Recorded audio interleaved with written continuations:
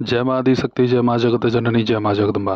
आज आप सभी लोगों के सन्मुख माता बगलामुखी, माता महाकाली और धूमावती, इन तीनों के संयुक्त मंत्र को प्रस्तुत करूंगा और इससे होने वाले व्यापक लाभ के विषय में भी आप लोगों को बतलाऊंगा। जब शत्रुओं की बात आती है, शत्रुओं की गति मति, उनकी वाणी, उनके क्रियाकलापों को जब स्तंभित करना होता है तो सर्वप्रथम माता बगलामुखी का ही नाम आता है। कभी कभी ऐसा होता है कि माता पीताम्बरा का भी प्रयोग एकल कार्य नहीं करता, तो उसमें धूमावती को प्रयोग में ला दिया जाता है। भाई, जगत जननी जगत के कल्याण के लिए ही तो अवतरित हुई हैं, भिन्न भिन्न स्वरूप ली हैं। सभी महाशक्तियों का एक ही कार्य है कि अपने शरणागत की रक्षा करना और उसके मनोरथ को पूर्ण करना। जब कभी भूत प्रेत पैशाचिक समस्याओं को नष्ट करने की बात आती है तो अक्सर देखा जाता है कि सामान्य स्तर के लोग ब्रह्म, जिन्न, भूत प्रेत इत्यादि से ही कार्य लेते हैं, लेकिन एक दिन वह पैशाचिक शक्ति समाप्त हो जाती है। कुछ लोग हैं जो वीर गण को पूज लेते हैं, जो हमारे इष्ट हैं, इष्ट के कई वीर होते हैं, तो वीर की भी साधना कुछ लोग कर लेते हैं। इसमें मैं बहुत गहराई में नहीं जाऊंगा, जो हमारा मूल विषय है, मूल विषय पे ही रहेंगे। जब कभी बड़े पैमाने पर किसी दोष को नष्ट करना होता है तो जब हम माता पीताम्बरा का प्रयोग करते हैं और वह सफल नहीं होता तो उसमें धूमावती को जोड़ते हैं, और धूमावती के साथ जब माता बगलामुखी का एकीकृत रूप होता है तो शक्ति विनाशकारक हो जाती है। रक्षा तो माता करेगी ही, परंतु उस रक्षा करने के दौरान इतना प्रचंड वेग से वह आपके कष्ट, आपके शत्रु, आपके बाधाओं पे प्रहार करेगी कि वह छत बिछत हो जाएंगी। अब इसमें समस्या आती है कि कभी कभी दोनों महाशक्तियों को जोड़ने पर भी कार्य नहीं होता। ऐसा मैंने करके देखा है, इसलिए बतला रहा हूँ। तो उसमें क्या किया जाए? माता महाकाली के बीज अक्षर को इसमें जोड़ना होता है। तो जब तीनों महाशक्तियों के बीज मंत्र का जब एक साथ हम करते हैं तो उससे उत्पन्न हुई ऊर्जा, उससे उत्पन्न हुई शक्ति कोई इस धरातल पे अवतरित ही नहीं हुआ है। पैशाचिक श्रेणी में भूत प्रेत या फिर कोई वीर हो, पूछा देने वाला कोई लौकिक देवता हो, सबका हालत बिगाड़ देंगी माता। महाकाल महाकाली को ही तो संपूर्ण तंत्र समर्पित है। भाई, तंत्र का उत्सर्जन ही शिव शक्ति की कृपा से हुआ। जितने भी भूत प्रेत पिशाच हैं सभी तो हमारे बाबा भूतनाथ के, महाकाल के अधीन है। उन्हीं की आज्ञा से वह विचरण कर रहे हैं। परंतु कुछ ऐसे निम्नवत श्रेणी के प्रेत होते हैं जिसे देवी देवता अपने स्थान पे संरक्षित नहीं कर पाते। एक जगह मैं अनुष्ठान करवा रहा था, वहाँ पे माता बगलामुखी, धूमावती के दोनों संयुक्त मंत्र का प्रयोग करके दिखा गया, लाभ नहीं हुआ। लगभग 60-70% लाभ हुआ।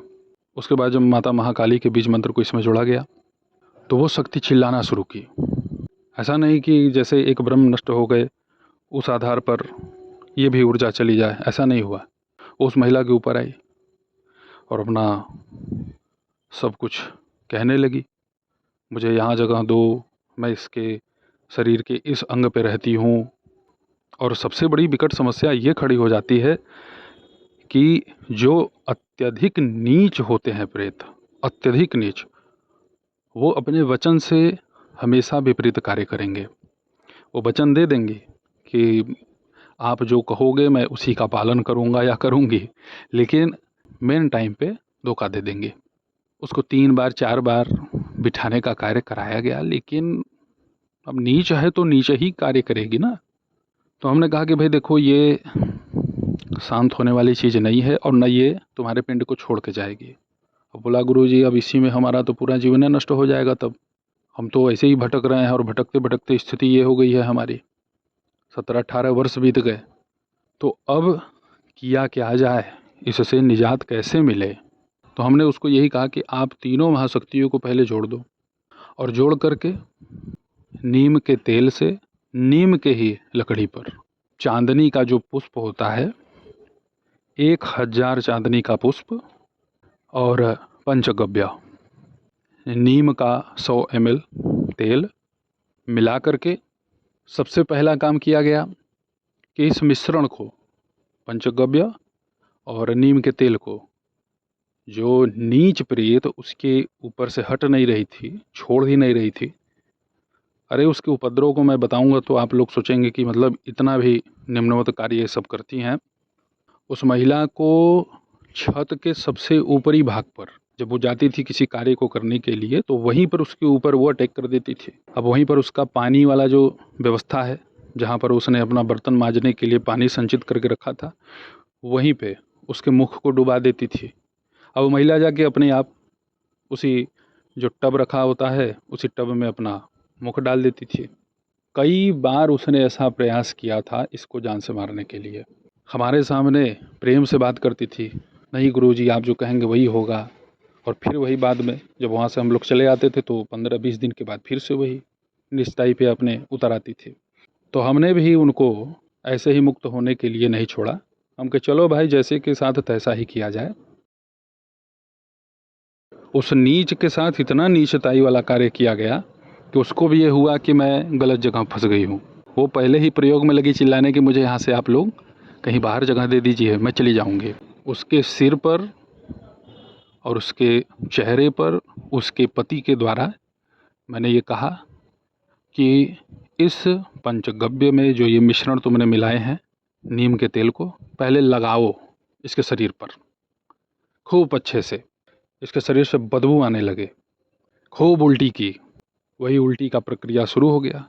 वो जब भी उसके शरीर पर प्रवेश करती थी उल्टी के ही माध्यम से बहुत ज़्यादा वोमिटिंग होना, और उसके बाद जब छोड़ के जाती थी तो भी रोने लगी, मुझे जाने दीजिए, जाने दो जाने दो, मैं आज के बाद नहीं आऊँगी, वचन देती हूँ। हम कहें अचन वचन गया भाड़ में, अब तो सीख जाएगी किस साधक से पाला पड़ा है। मारने पीटने का काम मैं नहीं करता। कुछ लोग होते हैं ना कि हाथ छोड़ देते हैं, ये सब काम मैं नहीं करता। फिर उसके बाद चांदनी के पुष्प से लगातार माता पीताम्बरा, माता महाकाली और धूमावती, इन तीनों मंत्रों को एक साथ जोड़ करके चांदनी के पुष्प को उसी पंचगव्य और नीम के तेल के मिश्रण में डुबा करके हवन प्रारंभ किया गया, नीम की ही लकड़ी पर। और अंत में उसके माथे पर, अग्रभाग पर उल्टा 5 बार एक नींबू को उतारा गया इसी मंत्र के द्वारा। इस मंत्र को मैं डिस्क्रिप्शन में उपलब्ध कराऊंगा। उस नींबू को खड़ा ही काट करके अग्नि में डाल दिया गया। इस हवन को 41 दिन लगातार करना पड़ा। 7-8 दिन तक तो शरीर पे आ करके वही अपना रोब झाड़ना उसका बना हुआ था। जब 21वां दिन ये हवन लगातार इस व्यक्ति ने किया पूरे नियम के अनुसार, तो उसे आँख से दिखाई देना और कान से सुनाई देना बंद हो गया। चिल्लाई कि मुझे कुछ नहीं दिख रहा है, कुछ सुनाई नहीं दे रहा है। और 35वें दिन आवाज़ भी चली गई उस नीच प्रेत की, जिसे देवी देवता छूना नहीं चाहते, उस निम्नवत प्रेत को भी माता ने सिखा दिया। 41वां दिन का हवन संपन्न होते होते काम हो गया ख़त्म। आज स्थिति यह है, पूर्णतया सुखी, स्वस्थ, आनंदित हैं। नहीं तो वहाँ दिक्कत ये था कि जैसे ही माता का कोई भी भजन बजता था, शुरू हो जाती थी, वो मरी थी और बन जाती थी काली दुर्गा। खूब माता का भजन गा गा करके अपना जो है नौटंकी चालू की थी। जब पड़ा मार, सच्चाई आ गई सामने। तो माता महामाई के इन तीनों बीज अक्षरों का जो एकाकी रूप है उसे मैं आप लोगों को बतला देता हूँ। हलरीम क्रींग धूम। जब हवन करना होगा तो इसमें स्वाहा लगेगा। बड़ा प्रचंड मंत्र है, बड़ा प्रचंड। जब इसका प्रयोग आप करेंगे तो इसकी क्या ऊर्जा है, क्या शक्ति है, ये आपको आभास हो जाएगा। थोड़ा सा पूजा पाठ कर देते हैं, अरे इतने पाप संचित है पूर्व जन्मों के, अनंत जन्मों के, पूर्व जन्म ही मत कहिए, इतने पाप संचित हैं, कहाँ से भाग्य उदय हो जाएगा एक बार में। जब हम ही लोगों ने साधना अपना प्रारंभ किया तो पहले ही महीने में जगदम्बा थोड़ी ना आ गई, आंखों के सामने प्रकट हो गई, वर मांगो पुत्र।